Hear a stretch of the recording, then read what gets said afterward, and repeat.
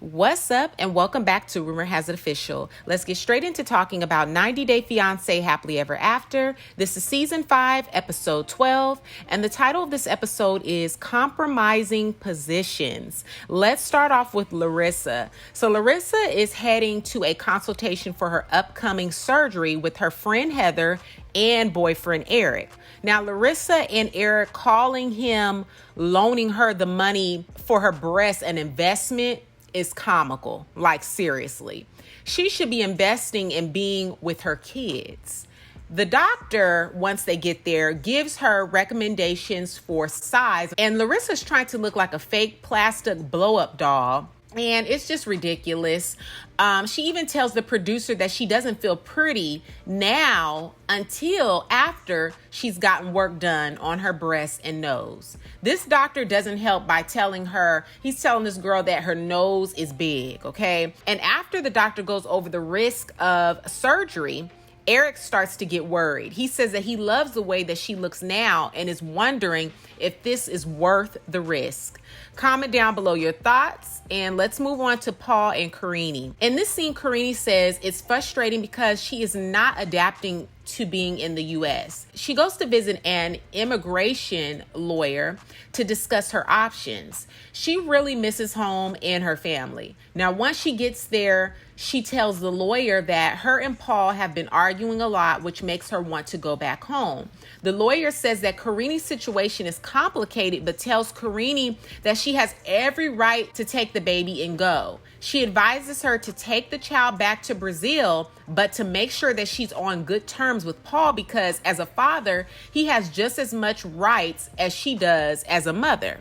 The difference in this situation, though, is that Paul has a lengthy criminal record that would go against him in court. Without a doubt. If he did decide to try to take this to family court, there would be no question in my mind that the judge would look at his criminal record and he would probably give Karini full custody, sole custody. But I doubt that, he would do this. He would go to family court. He might threaten it, but he wouldn't do that because he has no money, for one, and his mother would most likely support Karini's decision to go home. Heck, she would probably pay for her plane ticket. Comment down below your thoughts, and let's move on to Angela and Michael. So Michael and Angela are moving forward in their plans for their wedding, and they're going flower shopping in this scene. Now, Angela gets very emotional thinking about her mother, daughter Skyla, and grandkids not being able to witness her marry Michael. I was weak, though, when Michael squeezed Angela's hand because she wanted to cut the food and guest budget to get a $95 bouquet of fake flowers that will represent her family being absent. I was really surprised when he spoke up because we all know that he has no voice in that relationship, and it's always Angela's way or no way.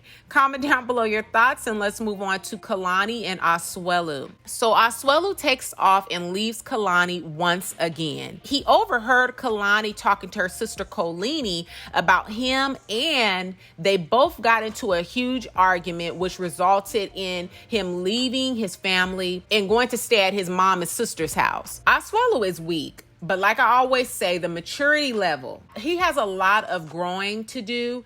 And if he's not willing to grow, he will forever be stuck with the same mindset. He'll be forever stagnant. Life and experiences help you mature and grow. Also, people holding you accountable. But the individual has to be receptive to that. They have to be willing to grow and mature, or they have to be accepting to someone calling them out on their mess when they're in the wrong. Unfortunately, if he is to go back home, he will most likely stay the same. So back to what's happened in this scene. After he took off, Kalani was left there with the boys along with her sister Colini. They left the Airbnb and she ended up staying at a hotel. So Kalani even ended up postponing their flight back to Utah. Kalani is too kind. She is very tolerant and too kind, because I would have left his behind right with his leech of a family and went home. That would be a lesson for his childish behind. So in this scene, Kalani also video calls her mom to update her that she is in the hotel by herself. She is now regretting the trip and says that she's going to the airport with or without him. She believes that Asuelo needs to talk to a therapist. She questions if she can even do this anymore. She wants to give him the chance by going to therapy. So her mom shares that she had some issues with her father. So Kalani is very emotional in this scene, and I honestly feel compassion for her. She's human and truly made a mistake with getting with Asuelo, but I think that she shouldn't stay for the sake of the kids. That's never a good thing in my opinion. Well, I should say, if it's not a healthy relationship or situation, for the sake of the kids not passing down that same cycle of dysfunction within their home, I feel like you have to walk away. I'd rather my kids witness me being happy and alone than stay in an unhealthy relationship and then witness arguments, dysfunction, and toxic behavior. I know sometimes things are easier said than done, but she has the love and support of her family. And if I were her, I'd lean on that for the strength and confidence to move forward without Asuelo. He has a potential, everyone has potential, but has to be accepting to growth and change. And if he's not, he's got to go, because it's not Kalani's job or responsibility to raise him. That was his mother's job. Comment down below your thoughts, and let's move on to Colt, Debbie, Jess, and we might as well add on Vanessa. So we've heard of a love triangle. I'm sure we've all heard of love triangles before, but this here, you got Colt in a whole relationship with his mama, Jess, and now Vanessa. During this scene, I'm convinced more than ever that Colt, during that time, was in a relationship with Vanessa and just using Jess for this season. The reason I think that is because, one, Vanessa moved in, and two, when he talks to Vanessa about Jess in the scene, she looks extremely bothered and pissed off that Jess is in town. Colt leaves to go meet Jess, and Jess takes that opportunity to confront him about the recent info that was brought to her attention. She has screenshots of Colt interacting with about 9 different girls, sending them pics of his stuff and telling them that he is single. Jess tells him that he needs to see a doctor. And I agree, he definitely has some deep-rooted issues and can't seem to be an honest human being. Jess was hilarious in this episode when she was calling him out about his online activity with other women. And another thing I thought was funny was when I realized that Colt and Debbie share clothes. I don't know why I feel like I've seen Debbie wearing that same flannel Colt has on in this scene. Oh my God. So Colt's excuse was that him and Jess were on and off again, and he wasn't sure where he stood. Comment down below your thoughts, and let's move on to Andrei and Elizabeth. Now, Andrei and Elizabeth's family are all going to a traditional Moldovan village to make wine, and Elizabeth is hoping that everyone will get along, and so is Andrei. He says that he's going to be on his best behavior. Now, y'all, I never thought that I would say this, but Elizabeth's family being around makes Andrei look like a great guy, an actual likable guy. I'm like, man, Andrei's not so bad. And Elizabeth's family is the worst. It was so weird seeing everyone getting along. It makes me wonder, do they actually get along for real? Because Andrei and Charlie were best buds in this scene, squashing grapes barefooted and all together, just like straight up, they had a bromance. Just straight up bromance right before our very eyes. They are all a bunch of con artists. They aren't fooling me.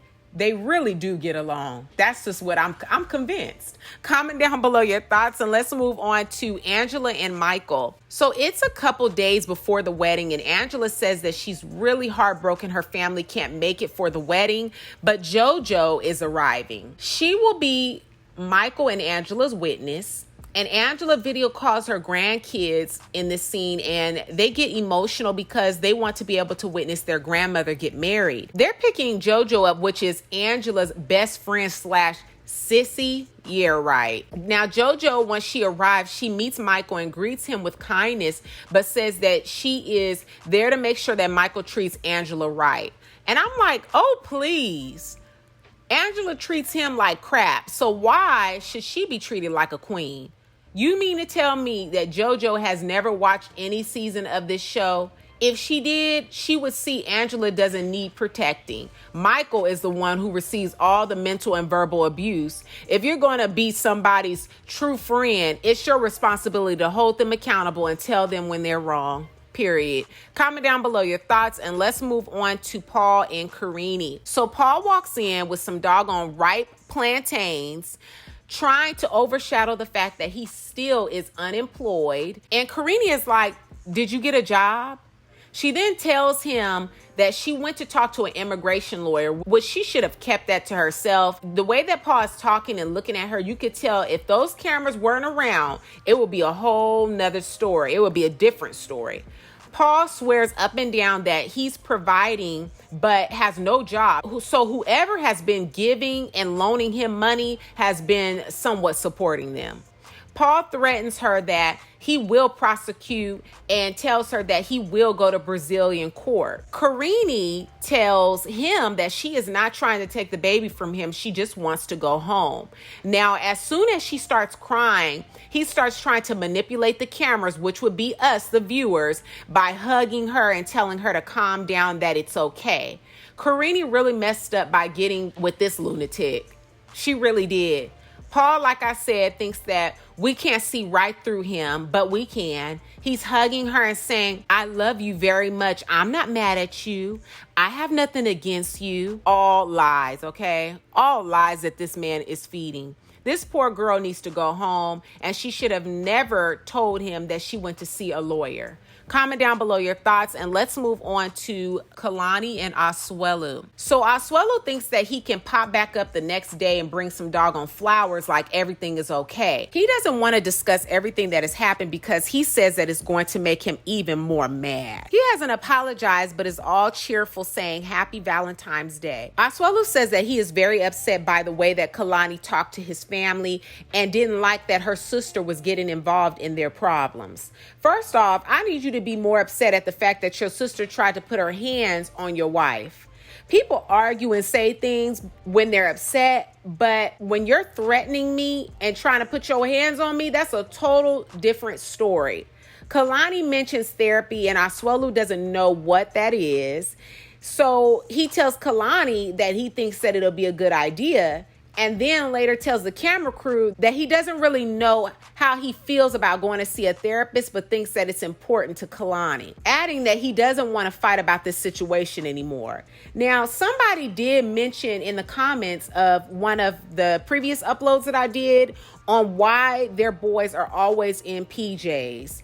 It would be nice, like I agree, it would be nice to actually see them wearing some clothes, at least in one episode, because they really are pretty much always in PJs. Once they make it to the airport, Kalani puts the balloons and flowers in the trash. She tells the camera crew that she doesn't want to be married anymore to Asuelu, adding she has to put her boys and herself first. Comment down below your thoughts, and let's move on to Larissa and Eric.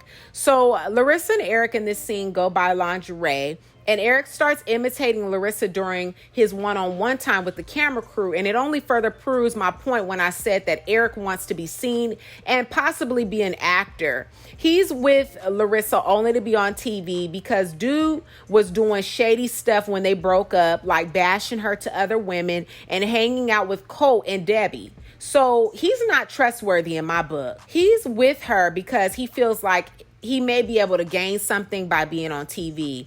And Larissa in this scene reveals her long list of surgeries that she wants. She wants to look like a mannequin, basically. I think that she's just taking this too far, and she really needs to go talk to somebody about some issues that she has, because there's nothing wrong with, want to make yourself feel good and maybe improve certain things that you may want to do. Nothing wrong with that. But like all these surgeries, too far. Comment down below your thoughts, and let's move on to Andrei and Elizabeth. So Chuck, Charlie, and Jen go meet up with Andrei's friend Marcel. This whole scene irritated the crap out of me. These three were pressing for answers, and they need to mind their own business and give it up already. I would have told them, show me your record, and maybe I'll show you mine. Elizabeth's whole flipping family has been to jail and have mug shots, except for the grandkids, of course. The way Chuck stood there with his hand on his hip and that stank face again, I just get so tired of seeing him. I'm so disgusted by the way her family conducts themselves around people they don't even know. They all looked so dumb as they played investigators pressing about who Andrei is or what he's done in his past. And Marcel just tells them that they were both good cops, that him and Andrei were both good cops and were forced to leave. But Elizabeth's family won't take that. They still keep pressing for more. Marcel says that the police system is rotten and that somebody wanted to get rid of them, adding, if Andrei doesn't want to talk about it, neither does he. Comment down below your thoughts, and let's move on to Angela and Michael. So of course, Michael can't just have a bachelor party alone. Of course not. He can't have one alone with just him and his friends. She is forcing him to have a joint bachelorette party with her and his friends because she says that she can't trust him. Michael has a whole new set of friends. That's sad. Not his original set of friends that he started off with, because Angela made him basically choose and cut them off. They arrived to this dance club and it's called Rumor's Signature. Y'all, I was weak. I promise y'all, I don't own a strip club in Nigeria. I promise you. So when they arrived to this club, Angela said that she saw strippers half naked. And I was like, Angela, if you think that that's half naked, you dumb. You're so dumb, because that was more on the lines of Hooters or cheerleaders at a pro basketball game. But we all know that Angela is extremely insecure and controlling. So she immediately starts to fuss and cuss as soon as they enter the building. And she's fussing and cussing at Michael, to which Michael pleads his case that he didn't know. He didn't know what the place looked like and how it was or whatever. Y'all, Michael looked extremely uncomfortable and like he was sitting there on pins and needles, trying his best not to mess up or make one wrong move with his eyes. That's a shame that man couldn't even enjoy his own bachelor party. So Michael and Angela start dancing, and she puts her acrylic nail all in his mouth that I bet tasted like sweat and cigarette butts. Smashing his face blindfolded in her chest. Y'all, this scene was freaking hilarious. She was definitely trying to use some of those dance moves that she learned at the dance class that her and Skylar took. It was a hot mess. Now, I want to hear from all of you. Do you feel that Michael was looking at the club dancer? Because it did look like he was and got straight busted. It really did.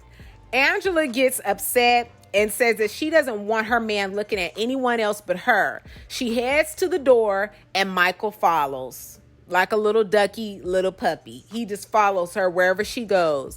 Michael is trying to explain himself with glitter all over his face. And it was hilarious to me. This whole scene was hilarious. JoJo looked mad uncomfortable in the back of the taxi while Angela fussed and went off about how she's done for the 1,000th time. Comment down below your thoughts, and let's move on to Colt, Debbie, and Jess. So Colt and Jess arrive at his house, and this fool says that he's hoping the presence of his mother will calm her down. Now, out of all people, especially with the way that she plotted to sabotage the relationship in Brazil, she'd be the last person to bring peace to Jess. Debbie's phony tail waltzes her tail into the room, holding a fruit platter, talking about, hey, it's great to see you again. Giving hugs and all. Looking like a doggone 1950s housewife without the red lip and apron.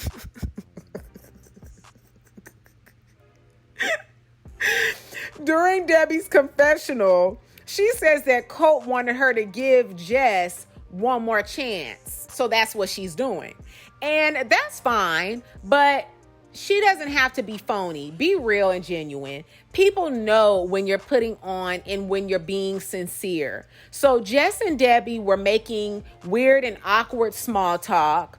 Then here comes Colt bringing drinks and making small talk with his mom about her beef stew. So Jess tells him that you're a really good actor. Hollywood needs Colt. She was so hilarious in this episode. So Colt tells his mom to go upstairs and Debbie obeys. Before she goes up, Jess is trying to show Debbie what her son has been up to. So Colt had 8 girls on rotation and tells Jess that he's sorry. He tells the camera crew that even though the relationship may be over, he just has to come clean and be honest. Now, along with that, he reveals that Vanessa has moved in.